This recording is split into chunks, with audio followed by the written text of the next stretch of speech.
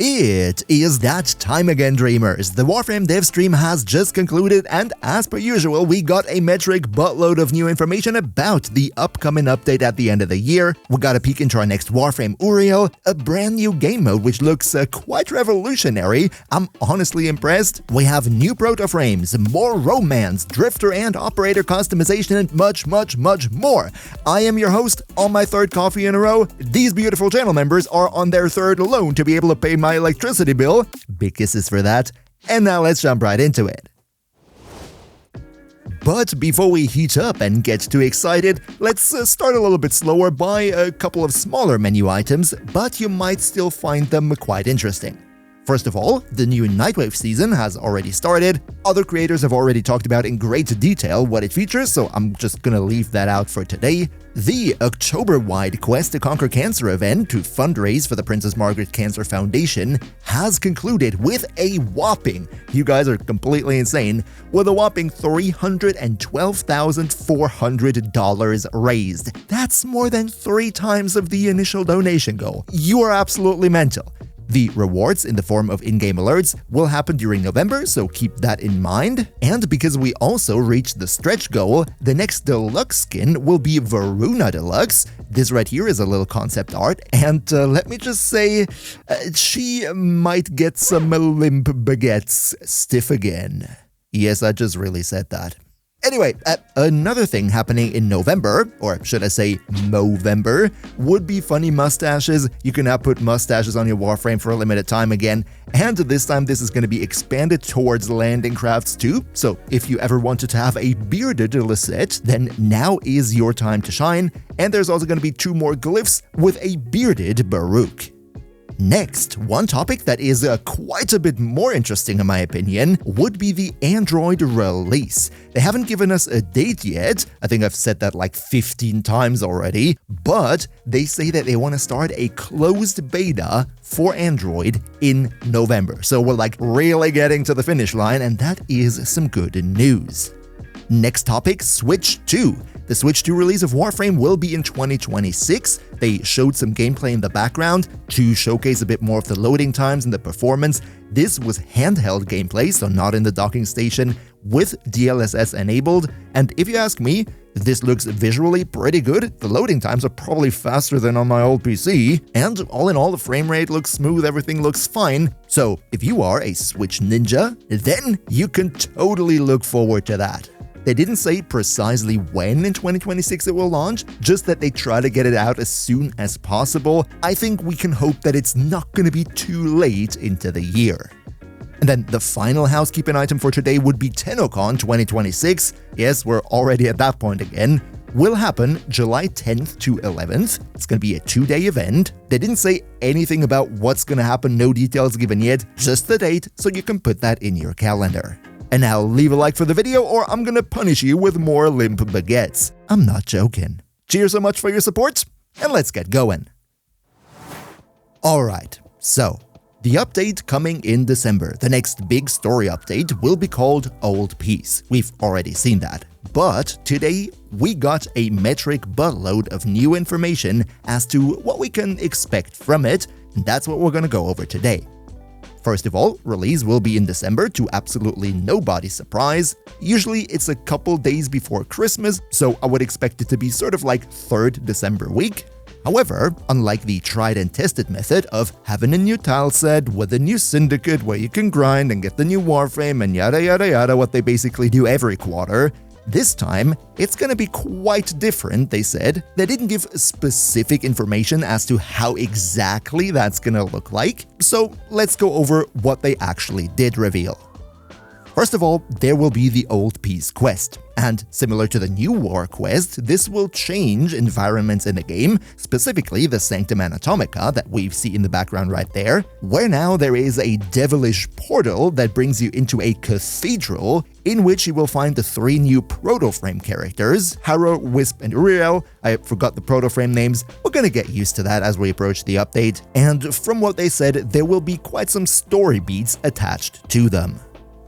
Now, In the background right now, I'm gonna put you a couple of edits on the customization that they showed for these 3 Protoframes. There's gonna be a lot that goes into that. Crazy color customization, combinations of equipment pieces, attachments, this and that. There is a lot that goes into that, and if you want to see that in detail, then I would highly recommend you check out the actual full VOD of the Devstream on the Warframe channels. Just one standout thing for me personally was the Proto URIEL showcase, where they're gonna do it that half of his body is gonna be colored by the normal Warframe color palette, and then the other half of the body is gonna be completely attached to the attachment colors. So you can sort of 50-50 the entire color scheme. Seems pretty darn interesting. I'm sure we're gonna see a lot of fashion frame from him. And there's also gonna be cool transition emotes for those Gemini skins. I'm not sure if I will put all of them on screen right now, because you could just look that up in the official stream. The art and animation teams did a great job.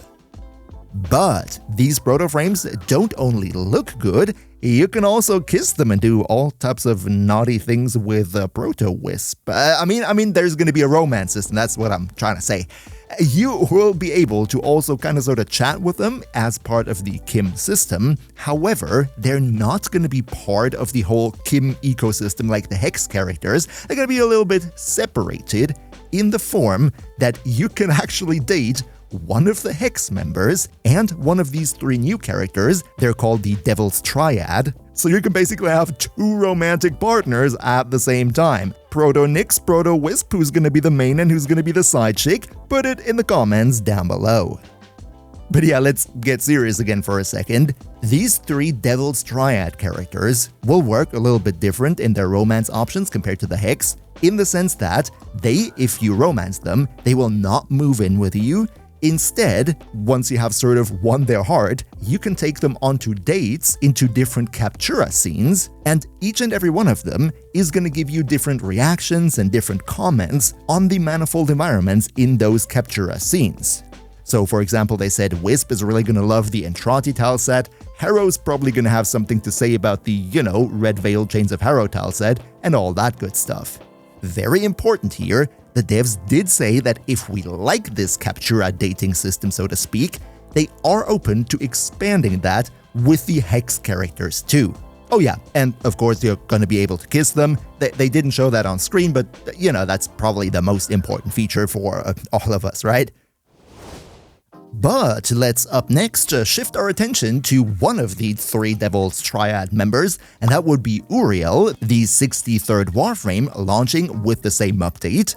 We didn't see his full kit, but we saw in-game footage of him, plus his probably passive and his first ability, and he looks quite interesting. I'm not yet sure what I want to make out of it. Might be able to get some broken synergies out of it, or might be just overall not all that interesting. It's really going to be 50-50 on him, so here's what we know. Uriel is gonna have 3 companions out all the time. These are like little ghosts floating around him, and they don't really look like they're gonna be standard like moddable companions like Venari, for example, but rather it kinda seems to be his passive. No confirmation on that yet, just my personal assumption from what we saw. But instead of you giving them commands on what they should do, they actually decide themselves what they want to do, and you need to react to that in order to get buffs or something. They didn't elaborate much on this, and honestly, there is potential for this to be a little bit tedious, but I also don't want to call it too early, so let's just wait and see what's gonna happen with this. Then we saw his health and shields, both at 666, of course on topic, but other than that this is pretty funny, that also means we can probably build Uriel into being a health tank, into being a shield tank, into being a shield gator. If base stats, then these are pretty darn strong, and he's gonna have an alternate helmet as well. We didn't see that one in game, but we have concept art for it, and it looks very devilish with a lot of horns and stuff. Probably gonna use that one when I get my fingers on him. And now, let's talk about his first ability. Honestly, in my opinion, I'm not really sure what to make of it just yet. This one is a duration-based ability. You switch it on and then you have a timer. That's at least what we see in the bottom right corner. And essentially what this allows you to do is go into bullet jump and then just fly around in a sort of bullet jumpy way without gravity at all. You can then freely switch out of this mode, shoot your weapon, switch back into this mode, and it looks like you can continue doing that for how long ever you like until the duration runs out. To me, mainly looks like a mobility tool, but we're gonna have to wait for the next Devstream when they're gonna reveal his full kit. Maybe there are synergies or something. For now, I don't want to call anything just yet. Up next, another huge feature of the upcoming update will be a remaster of the visuals for operators and drifters. They get a visual overhaul. In the last dev stream, we already saw the body part of it, and today's topic were the faces, where we're gonna have crazy amounts of customization. All the hairstyles have been reworked, the facial geometry has been made more next-gen and more realistic, so to speak. We now have tons of options for the eyes and eye color, we have makeup, eyebrow options. I'm just gonna put you some of the examples in the background right now so we don't have to delve into every single detail. Looks really darn beautiful, both of course available for Operator and Drifter at the same time. And one thing they said about this is, once the update launches, and inevitably your Operator/Drifter is going to be remade in this new system, you will have the choice of either go with the defaults, in which case the game will try to approximate your current look with the new system as much as possible, or you will be able to instantly go into the Operator/Drifter customization and freely customize your character before even jumping into the heat of the update. One more small little thing before we talk about the actual update and the new game mode and stuff would be that they're going to add titles with the next update. They said at the point of launch there are going to be 50 achievable titles for your name in the game. Some of them are going to be easy, some of them are going to be more difficult, some are related to old content, some are related to the new update. So yeah, if you like, MMO titles next to your name, Warframe is going to have that soon. But now, let's talk about, I think without exaggeration, one of the most promising and interesting new features that I have seen in Warframe since the introduction of weekly Archon charts. Not trying to artificially hype this up, but I am genuinely really curious about it. Let's delve into the new game modes coming with the old piece. Now, first of all, what they said is, with the old piece, there are going to be two parts of the story. One is going to be the Operator Rebellion, which is tied to, the whole Orokin stuff on the Orokin moon with, fighting the Separatists, what we saw at TennoCon, basically. This is what they're going to show next dev stream, so we're not going to talk about that any further. And the other part is going to be linked to the Devil's Triad, our three new characters and the devilish business that they're doing. And that is a new weekly game mode. It is called Descendia, has a very sick UI right here, and this is something that we've never seen in Warframe, completely new. So let me explain. This is going to be a tower game mode. The tower has 21 floors, and every 7 floors there's going to be a checkpoint where you're also going to get a reward. The steel essences that you see on screen here are just placeholders, so I assume we're going to have, Archimedia-like rewards in this going forward. And essentially what you do is you go down into this tower floor by floor, with each and every floor having a new and interesting twist on a pre-existing game mode. And what they said is there is going to be a normal as well as a steel path version available. What they showed on stream was one run of the first 7 floors of one tower. They said they were aiming for a playtime of around about 1.5 minutes per floor, but that's all still work in progress, just so that you have a rough idea. And what we've seen in this specific run was, first of all, a extermination mission, but with the twist that there were Narmer enemies running around who you needed to evade, otherwise you would be slowed. That was kind of like the interesting twist. The second one was a parkour race, so it was not about combat, it was going through a parkour course as quickly as possible, which I think is a very welcome addition, because Warframe difficulty should not only be about combat, but about using the different game systems in a creative way, and I think that is exactly what they're gonna go for with this system.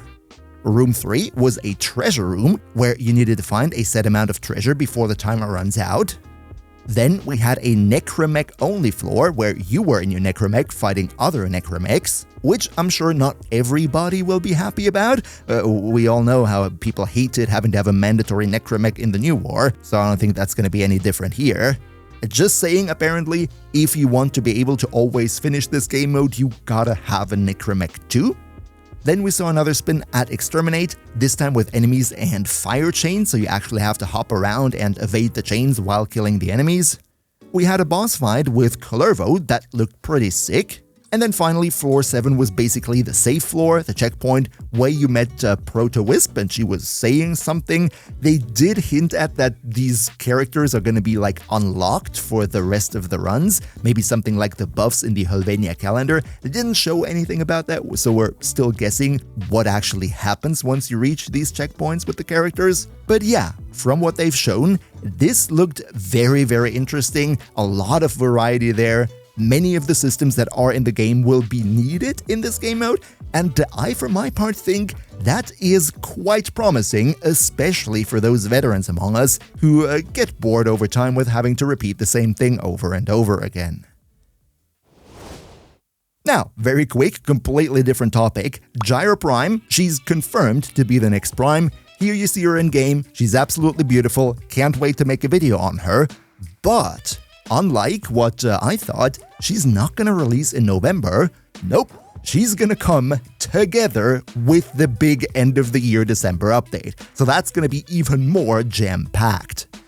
Together with her, we're gonna get the Kestrel Prime as well as the Eltrinox Prime, so if you like these weapons, then that's good for you. And before we end the video, one little teaser for the next dev stream and also the next Devstream Recap, sub to the channel, don't miss out on it, would be related to the new Focus School Ultimates that they also teased at TennoCon. You know, at TennoCon, they showed us the Energy Blade from the Narumon Focus School, with which you just completely destroyed that orbital cannon or whatever it was. These attacks are going to be called Tauron Strikes, and they revealed a second Focus School one, this one being from Unairu, in the form of a massive energy hammer.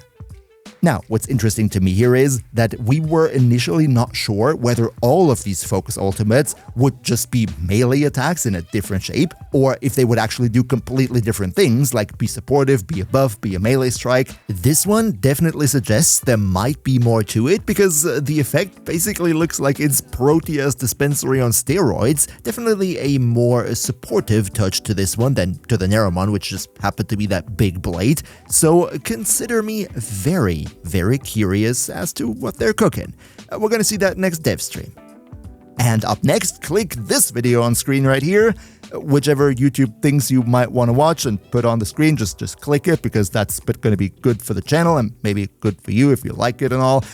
Another massive shout out to Niels V, Demon Lord Cell, Demon Emperor, Emperor Prime, Nos Linux Gaming, Turtlepeer, Andakaneo2, Skylar Bowser, Mihawky, Phil the Meme, Socrates the Almighty Rat, Leo Morizaki, Shadow Lockhart, Herrn Tares, Patrosator, Boomia1, Mr. Games Plays, Zave, Awindai, and all other generous channel members for your continuous support. We see each other hopefully in the next one, and until then, as always, good loot.